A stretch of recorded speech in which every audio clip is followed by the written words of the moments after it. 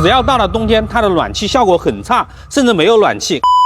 奔驰的这个通病，只要到了冬天，就连开了10几年车的老司机同样会中招。就像这台奔驰 C200一样，它的暖气效果很差，甚至没有暖气。开到外面检查啊，让它更换水泵还有水管。实际上，如果经常接触奔驰这一台车的，就应该知道啊，这是它的一个常见通病，就是这个节温器损坏了啊。这个月老吴已经更换了接近20个这个节温器，这是奔驰的一大设计缺陷。如果你的奔驰暖气效果不好啊，不要更换任何东西，直接更换这个节温器就能解决问题。有时候它甚至会出现仪表上水温低的情况啊，都是它的问题，直接更换就可以了。评论区留下你的车型，老吴告诉你它的通病。